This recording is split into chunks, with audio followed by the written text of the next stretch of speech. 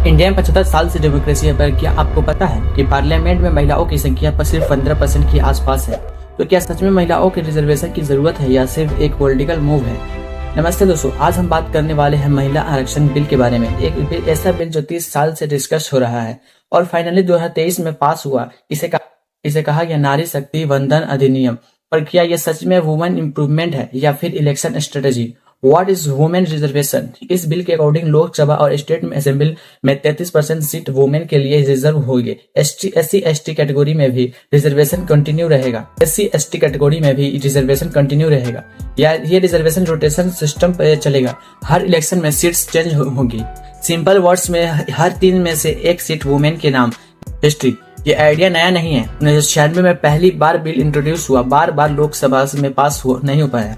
2010 में राज्यसभा में पास हुआ पर लोकसभा में अटक गया और फाइनली 2023 में पास हुआ नरेंद्र मोदी गवर्नमेंट के टाइम।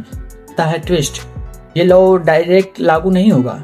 पहले कंसिस्ट और डिलिमिनेशन होगा, उसके बाद ही रिजर्वेशन लागू होगा। मतलब 2024 इलेक्शन में नहीं, शायद 2029 में, उसके बाद। इसलिए कुछ लोग बोलते हैं ये इम्प्लीमेंटेशन डिले एक पॉलिटिकल स्ट्रेटजी है। सपोर्टर्स कहते हैं वुमेन रिप्रेजेंटेशन बढ़ेगा, डिस्कशन मेकिंग में डाइवर्सिटी आएगा। ग्रासरूट लेवल पे ऑलरेडी पंचायत में वुमेन रिजर्वेशन सक्सेसफुल रहा है। इंडिया में ऑलरेडी 14 लाख से ज्यादा इलेक्टेड वुमेन रिप्रेजेंटेटिव है। लोग क्रिटिक्स कहते हैं ओबीसी वुमेन के लिए सेपरेट कोटा नहीं है। इलाइट वुमेन को ज्यादा बेनिफिट मिलेगा। रोटेशन सिस्टम से कंटिन्यूटी खत्म हो सकती है। और सबसे बड़ा क्वेश्चन, अगर एक इंटेंट क्लियर है तो डिले क्यों? सच क्या है? इंडिया में वुमेन रिप्रेजेंटेशन क्या है? एनालिसिस, सच क्या है? इंडिया में वुमेन रिप्रेजेंटेशन लॉ है, ये फैक्ट है। रिजर्वेशन एक फास्ट ट्रैक सॉल्यूशन हो सकता है, पर इम्प्लीमेंटेशन डिले भी एक रियलिटी है।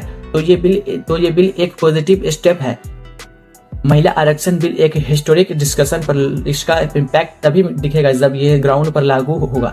अब सब क्या ये वुमेन इम्प्रूवमेंट है या एक पॉलिटिकल मास्टर स्ट्रोक?